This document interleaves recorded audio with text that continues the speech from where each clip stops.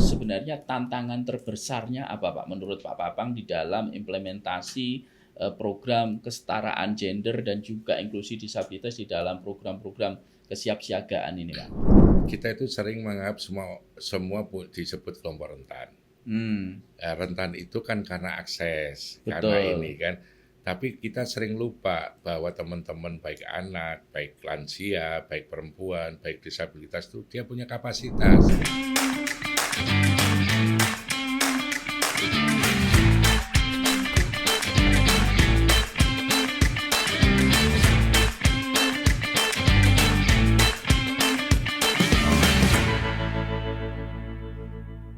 Halo sahabat tangguh, hari ini jumpa lagi dengan saya Bahrul Fuad atau biasa dipanggil dengan Cak Fu.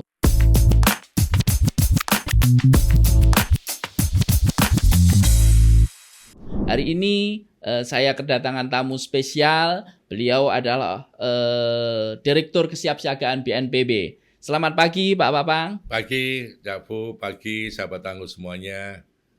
Mungkin sedikit bisa memperkenalkan diri dan juga apa sebenarnya yang setiap hari dilakukan oleh Pak Papang begitu di dalam kerja-kerja BNPB begitu Pak? Ya, terima kasih. Jadi saya saat ini sebagai Direktur Kesiapsiagaan, di mana mempunyai fungsi banyak, mulai dari bagaimana perencanaan kedaruratan, bagaimana kesiapsiagaan masyarakat. Pastinya di dalam kesiapsiagaan masyarakat itu tidak lupa juga dengan teman-teman perempuan, anak, dan disabilitas. Betul, luar biasa. Jadi ini saat-saat Desember ini saya lihat di banyak media itu terjadi banyak banjir, kemudian tanah longsor. Ini Pak Papang sibuk sekali nih dengan timnya ini kira-kira. Jadi kami mengendalikan relawan dalam kegiatan yang namanya Des Relawan.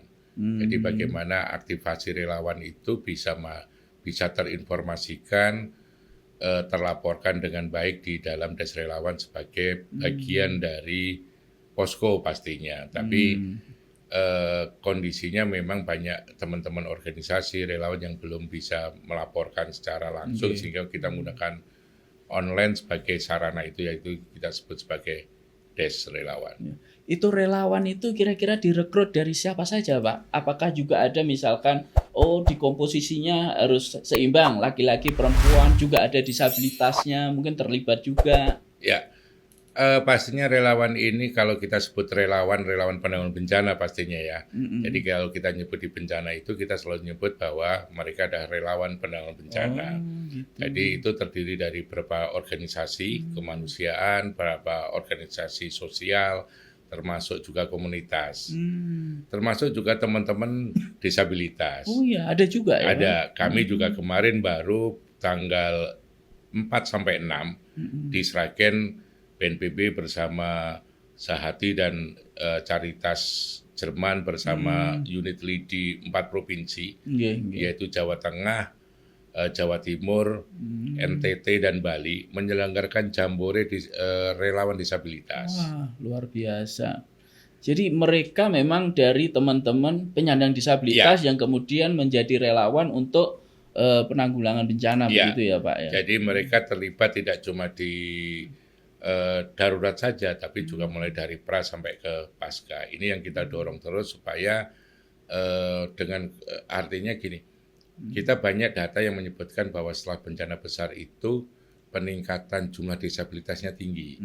Sehingga ini memang perlu juga kita kuatkan teman-teman disabilitas untuk bisa menjadi relawan baik dari semua sisi, supaya mereka juga nanti bisa mendampingin dikala ada bencana yang mengakibatkan disabilitasan kan gitu. Karena kan yang bisa mendampingin teman-teman disabilitas. Termasuk juga mendata teman-teman disabilitas, karena saat ini kan memang data disabilitas itu belum akurat ya Mas. Sehingga memang yang tahu ya teman-teman juga kan gitu. Gitu ya. Jadi BNPB hanya mengorganisir, mengkoordinasikan, data langsung diambil dari teman-teman komunitas sendiri begitu. Nah ini menarik Pak, disabilitas saja itu dilibatkan. Lalu bagaimana dengan perempuan Pak? Pelibatan perempuan mulai dari perencanaan, kemudian implementasi sampai evaluasi di dalam kesiapsiagaan ini bagaimana, Pak? Ya, terkait sama perempuan pastinya kita tidak lupa dengan Perka BNPB nomor 13 tahun 2014, bagaimana partisipasi perempuan di dalam penanggulangan bencana dan perlindungan. Nah, ini juga sudah mendorong banyak sekarang tokoh-tokoh perempuan yang sudah menguatkan program-program kesiapsiagaan, khususnya sebagai contoh kami selalu meminta setiap ada kegiatan kami itu harus balance. Contoh kita punya kemarin pendampingan desa tangguh, maka satu desa itu dua orang, maka kita minta syaratnya laki dan perempuan. Gitu. Dikala laki dan perempuan tidak ketemu, maka harus perempuan-perempuan. Gitu malah. Ya, setelah perempuan-perempuan ketemu baru laki-laki dan laki-laki. Gitu ya, diutamakan perempuan dulu. Kenapa Pak itu alasan dari? Pastinya selain partisipasi, pastinya juga sebagai penyeimbang dalam program ya. Karena kalau dengan laki dan perempuan pastinya sehingga menarik juga tokoh-tokoh di desa, masyarakat desa untuk perempuan saja bisa, berarti kami juga bisa. Pastinya. Kabarnya korbannya juga lebih banyak perempuan ya kalau di dalam situasi bencana, sehingga relawan perempuan juga perlu lebih banyak kami terlibat. Kami juga sudah mendorong banyak, kita juga ada dengan squad penanggulangan bencana, kita juga bentuk yang namanya Serikandi Relawan dan sebagainya. Artinya biar betul-betul keseimbangan itu ada. Nah, Pak, di dalam situasi bencana, kemudian masyarakat yang terdampak biasanya mengungsi, Pak. Di tenda-tenda tempatnya sudah tidak tidak, terkadang bisa di sekolah, di masjid dan lain sebagainya gitu. Nah, bagaimana tim kesiapsiagaan ini kemudian mengantisipasi resiko terjadinya pelecehan seksual, kekerasan seksual di dalam situasi pengungsian begitu, bagaimana Pak? Ya, memang kondisi pengungsian kadang karena sifatnya darurat ya, pastinya banyak sekali hal-hal yang perlu kita perbaiki. Betul. Artinya kalau supaya itu mengurangin, pastinya kita harusnya kita itu memastikan bahwa mereka di dalam satu keluarganya. Gitu. Ya, kan dia tidak mungkin kalau dia lepas kemungkinan dia contoh, nanti anak-anak di sebelah sana ini perempuan malah menjadi ini kan, tapi paling tidak satu penampungan itu di sana utuh ada keluarga mereka. Gitu ya. Nah, mungkin saling menjaga, artinya bukan harus dipisahkan, tapi malah harus di dalam satu keluarga sehingga dia tahu siapa yang harus melindungi, siapa yang harus ini kan lebih masyarakat itu kan lebih tenang kalau dia berada di lingkungan keluarga. Kalau fasilitas Pak, misalkan kan di dalam situasi seperti itu kemudian toilet gitu ya, dan ini kan campur itu jadinya. Nah, ini bagaimana mengantisipasi itu laki-laki perempuan supaya tidak disalahgunakan kemudian terjadi pelecehan atau kekerasan begitu. Ya, pastinya kita udah memperbaiki sarana dengan setiap ada darurat, pastinya BNPB juga sekarang sudah bantuannya udah lengkap ya, termasuk toilet dan toilet portable dan sebagainya, penerangan, sehingga ini untuk mengurangi dampak kalau terjadi kekerasan. Jadi hal-hal ide seperti apa yang disampaikan oleh Pak Papang itu masuk di dalam SOP untuk pelatihan atau informasi sebelum di situasi bencana di dalam pelatihan untuk kesiapsiagaan begitu, apakah masuk Pak di dalam? Ya, pastinya ya. Jadi kita pastinya bagaimana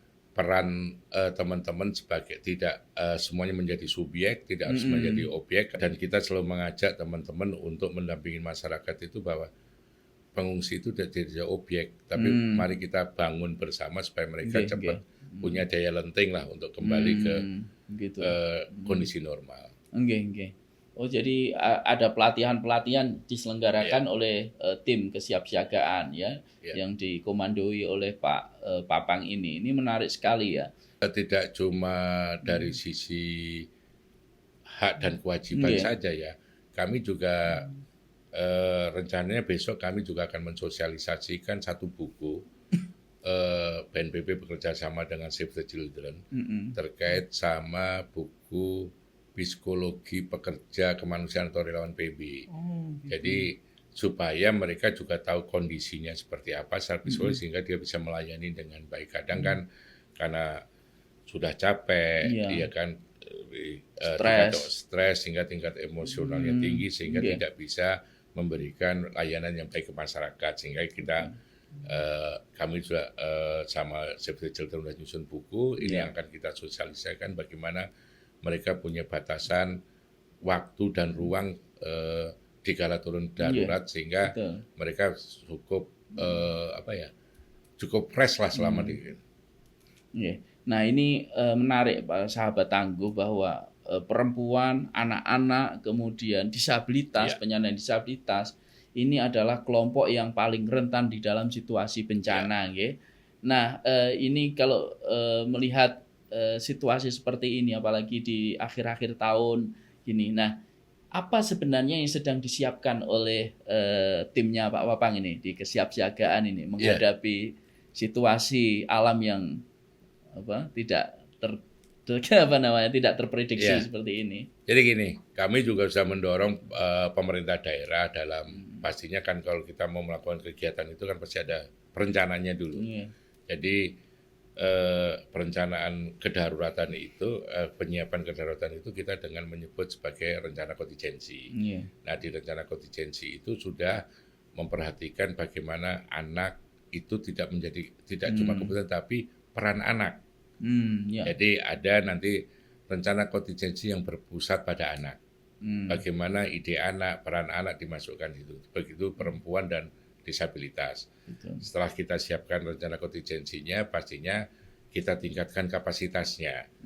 Jadi di dalam syarat setelah adanya rencana kontingensi itu kan ada beberapa hal yang perlu kita lakukan. Satu adalah sosialisasi atau diseminasi atas rencana kontingensi itu.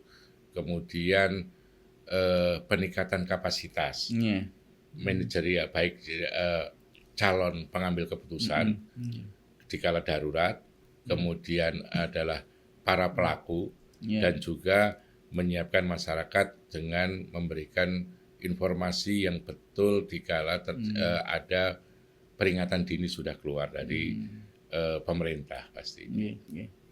Nah ini menarik sekali ini. Lalu sebenarnya tantangan terbesarnya apa Pak menurut Pak Wapang di dalam implementasi program kesetaraan gender dan juga inklusi disabilitas di dalam program-program kesiapsiagaan ini Pak?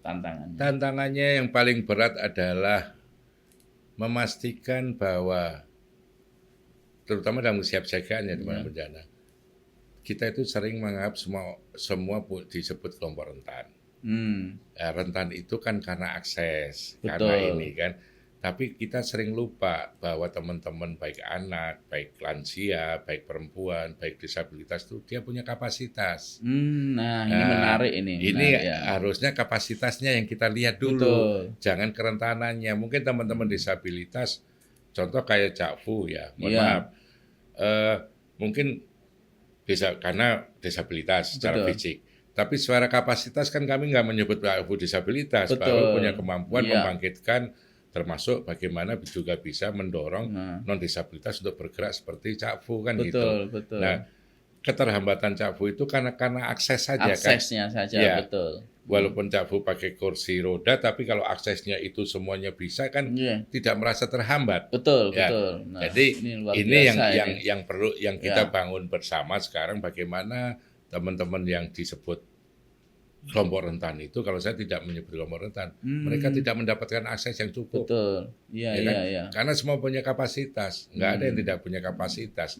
Contoh kami juga punya program saat ini di Merapi, di lereng Merapi, di Sleman dan di Wonogiri.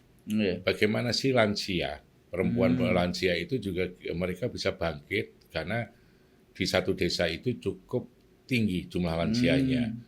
Sehingga bagaimana lansia itu juga kita latih, kita didik untuk bagaimana karena risiko dengan risiko yang ada, mereka bisa menyiapkan kalau mengevakuasi dirinya sendiri seperti apa, kalau dia harus membantu evakuasi teman lansianya yang sudah semi mandiri seperti apa, kalau nanti dia harus ikut mendampingi lansia yang tertinggal seperti apa, karena kalau lansia di desa waktu program kita ini kan kita bagi jadi 3, ada yang mandiri, ada yang semi mandiri dan ada tetira. Daerah itu yang memang sudah tidak bisa apa-apa. Betul. Nah, mereka kan juga harus diselamatkan. Iya, betul. Yang paham nuntun lansia itu ya kan lansia kan. Betul, luar biasa ini. Luar biasa ini. Jadi, luar biasa ini sahabat tangguh. Jadi menurut saya tadi apa yang disampaikan oleh Pak Papang menarik ya. Jadi kalau kita hanya melihat kelemahan seseorang, kelompok, maka itu akan menempatkan mereka hanya sebagai objek. Tapi Pak Papang tadi menyampaikan bahwa potensinya itu juga harus digali.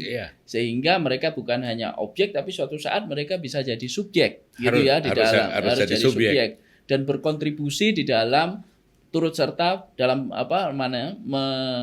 meminimalisir risiko di dalam bencana, dan syukur-syukur bisa berkontribusi. Gitu ya, luar biasa ini. Nah, ini ke dalam Pak. Tadi kalau keluar ya dengan teman-teman disabilitas komunitas, sekarang ke dalam. Apa yang sudah dilakukan oleh tim Direktorat Kesiapsiagaan BNPB di dalam meningkatkan kapasitas, sensitivitas para staf, para tim terkait dengan disabilitas dan gender, itu apa Pak yang sudah pastinya gini Cak Bu, kita berpedoman pada Perka 1314 dan 1414 ya kan, bahwa apa yang harus kita lakukan untuk penguatan baik ke dalam maupun keluar. Pastinya kalau ke dalam kita sudah ada Pokja. Namun kami juga dengan Perka 14 itu kemarin kami habis diskusi di Jambore itu, saya pengen bentuk adanya Pokja disabilitas di nasional, supaya program-program di unit itu bersinggungan atau berpihak pada disabilitas, ya kan? Berpihak pada disabilitas, sehingga termasuk di kami juga sering menguatkan ada latihan teman-teman disabilitas, kami mendorong daerah dengan unit layanan disabilitas, baik tingkat provinsi, kabupaten, kota, bagaimana pengurus-taman gender itu juga kita kuatkan, kita dorong ke unit-unit yang ada di BNPB, bagaimana urusan pengurus-taman gender ini, ya kan gitu.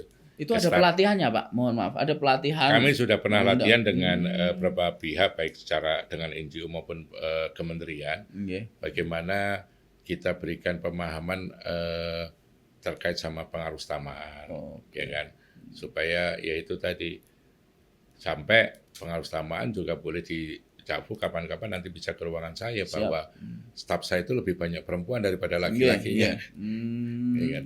Ini juga udah bagian dari bahwa urusan penanggulangan bencana itu juga berpihak pada perempuan yang melakukan, kan, yang memikirkan dan sebagainya. Karena yang tahu persoalannya itu adalah perempuan, kaumnya sendiri, gitu ya. Termasuk teman-teman disabilitas yang tahu ya, teman-teman disabilitas, termasuk juga anak yang ada di wilayah, di tingkat apa, yang tahu siapa ya teman-temannya anak. Makanya di KPPA kami bekerja sama dengan KPPA, pastinya juga dengan adanya forum anak. Nah itu yang kita gandeng dalam penyusunan rencana kontingensi. Mereka kita tanya, kita kira-kira butuhnya anak itu pada saat tanggap darurat itu apa sih? Jalan butuhnya dan peran. Jadi termasuk peran. Jadi contoh waktu kami uji coba buku pedoman Rencon berpusat pada anak, itu sampai ada anak yang bilang, Pak, kalau bencana saya bisa membantu adik-adik saya belajar. Gitu ya. Iya kan? Saya udah kelas 6 SD, Pak. Saya udah kelas 1 SMP, Pak. Saya bisa ngajari anak teman adik-adik saya di SD di tempat pengungsian. Kan jadinya kita gali betul berapa mereka punya peran apa.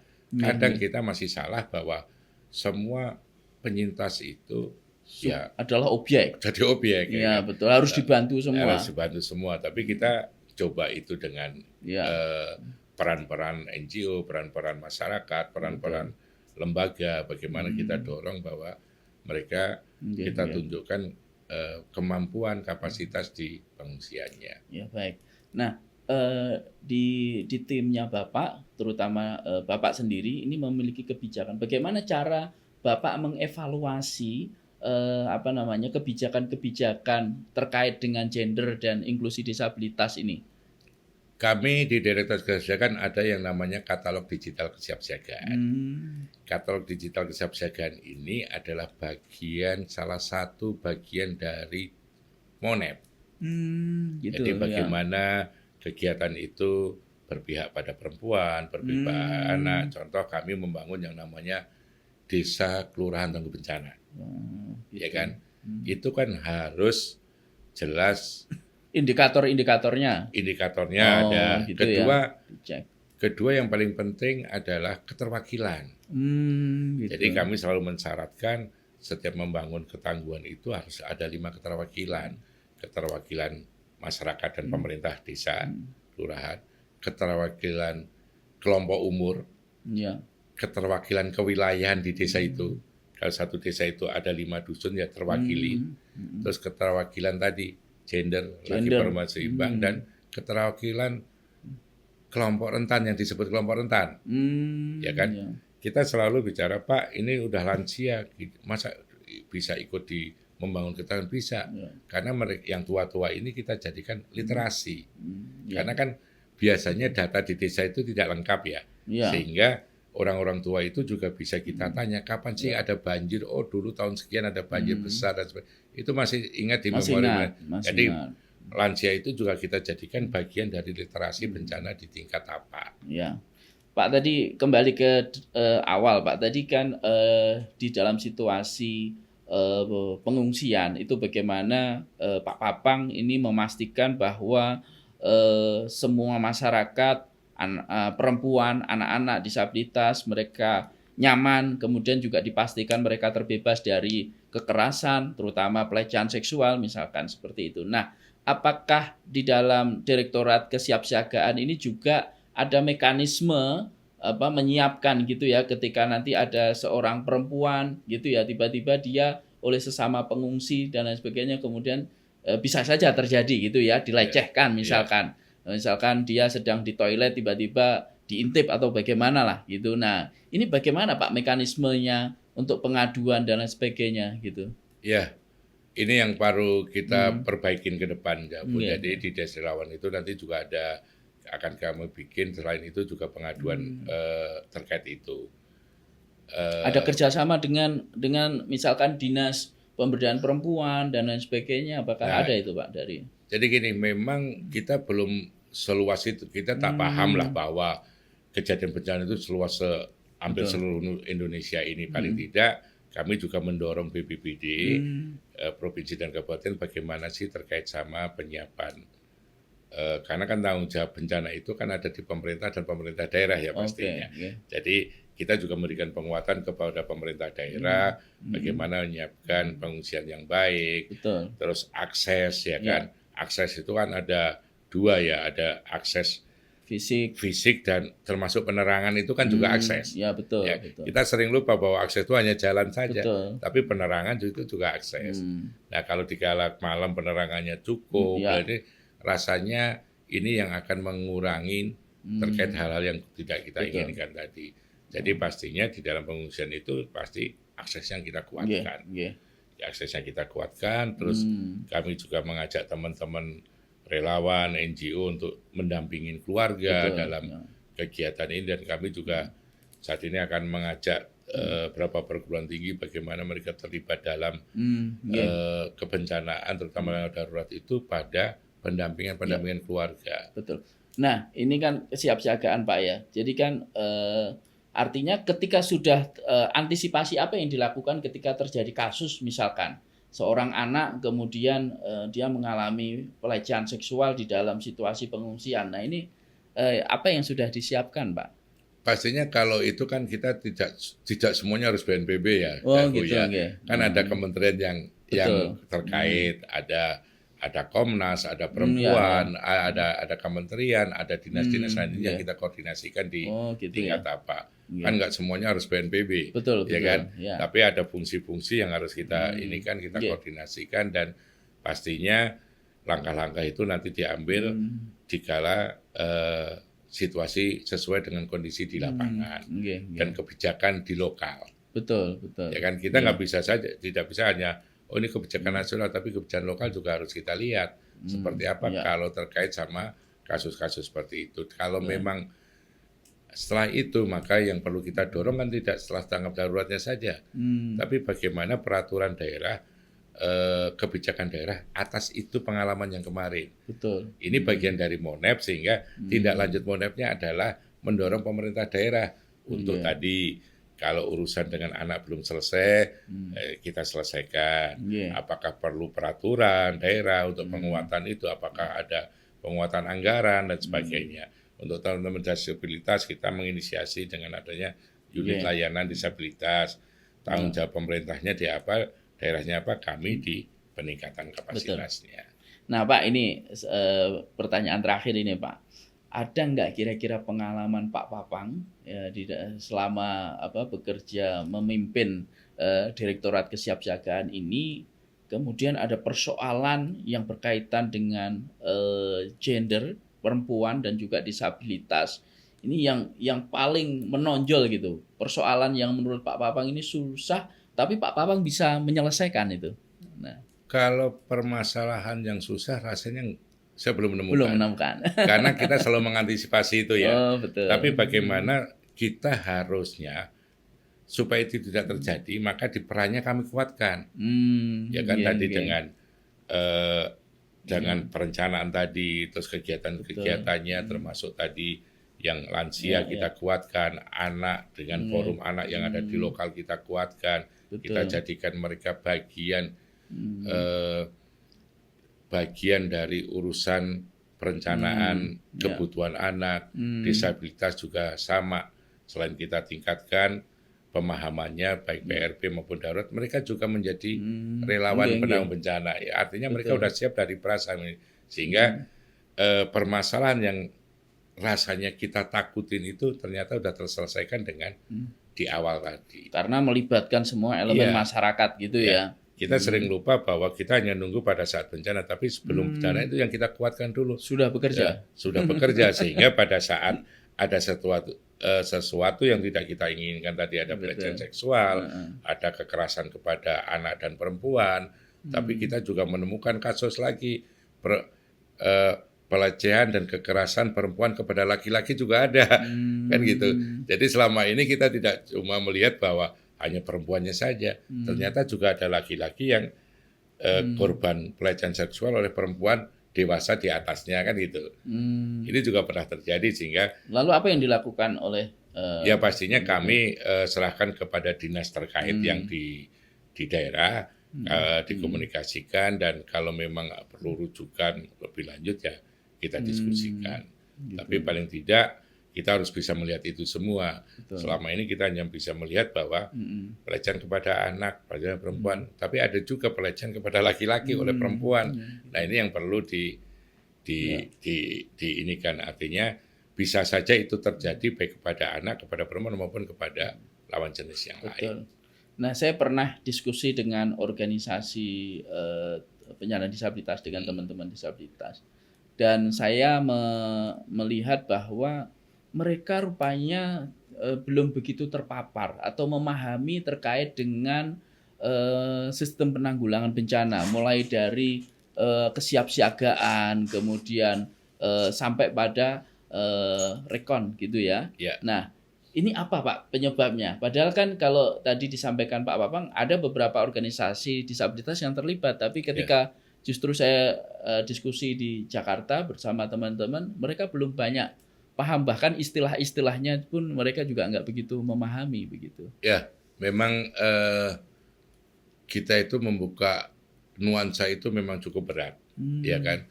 Karena masih banyak orang yang memandang bahwa mereka itu kelompok rentan, sehingga ya udah kelompok rentan, urusannya dengan kementerian ini saja. Karena dia hanya butuh haknya ini kan sebagainya. Tapi bagaimana kita dorong, makanya saya mengajak di tingkat lokal, ya kan, provinsi, kabupaten, kota, ayo teman-teman ini. Karena dengan situasi data bencana ini pastinya kita juga harus prepare kepada teman-teman. Nah, memang kendala kami saat ini di dalam menguatkan disabilitas itu banyak itu belum banyak lembaga-lembaga yang mau mendorong ke sana. Sehingga kadang kita bekerja harus dengan ini sendiri karena banyak lembaga-lembaga NGO nasional maupun nasional itu belum, masih sedikit lah yang ini. Dan masih hanya sebatas irisan-irisan saja. Betul. Nah ini yang harus kita kuatkan lagi. Paling tidak nanti ke depan saya juga minta teman-teman sahabat tangguh semua yang ada di sini, terutama teman-teman dari komunitas organisasi kedisabilitasan, silakan datang ke BNPB, mari kita diskusi kira-kira apa sih yang harus bareng-bareng kita siapkan di dalam menguatkan mereka, memberikan pemahaman mereka. Memang jangankan kepada kelompok rentan sebagai disabilitas ya, kepada masyarakat saja memang sosialisasi kita itu masih kurang ya, karena ya jujur hampir semua daerah urusan bencana itu anggarannya cukup kecil ya kan, sehingga itu yang menghambat proses. Terus dunia medsos sudah kita lakukan cukup banyak, termasuk BNPB dengan adanya podcast seperti ini, ada TV BNPB dan sebagainya.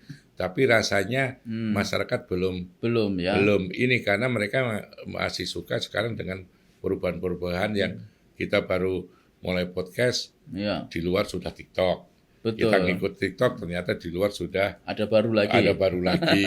Dan masyarakat kan kepengennya yang baru, yang betul, yang hanya hiburan saja. Nah ini yang perlu nanti kita dorong bersama-sama semua komponen itu untuk melakukan penguatan itu.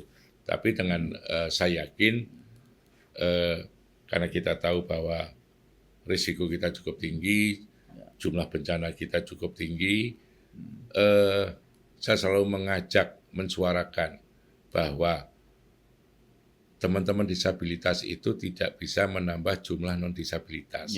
Tapi jumlah non-disabilitas itu bisa pasti menambah jumlah disabilitas. Ini yang harus kita antisipasi. Siapa yang bisa mensuarakan itu? Ya saya dibantu teman-teman disabilitas untuk menyuarakan itu. Baik, Pak Papang, luar biasa. Hari ini diskusinya daging semua, gitu ya. Nah, mungkin ada satu kalimat atau dua kalimat pesan kepada sahabat tangguh, Pak. Silakan terkait dengan bencana. Terima kasih. Jadi sahabat tangguh semuanya, kita tahu di bulan-bulan ini banyak sekali kejadian bencana, terutama bencana karena hidromet, sehingga bagaimana kita pastikan kesiapsiagaan kita kalau cuacanya dengan mendung, hujan seperti ini, pastikan nanti kalau keluar rumah ya yang ringan-ringan saja. Listrik, panel-panel listrik dimatikan, kompor dimatikan, ya kan. Terus nanti pada saat pengungsian, kalau terjadi bencana di wilayahnya, kira-kira untuk mengungsi ini juga dipastikan perlengkapan secukupnya. Baik, terima kasih Pak Papang. Baik sahabat tangguh, seru sekali ya episode kali ini, dan isinya daging semua seperti yang saya sampaikan tadi. Dan kami ingatkan kembali untuk selalu update bencana, jangan tunggu jadi korbannya. Sampai jumpa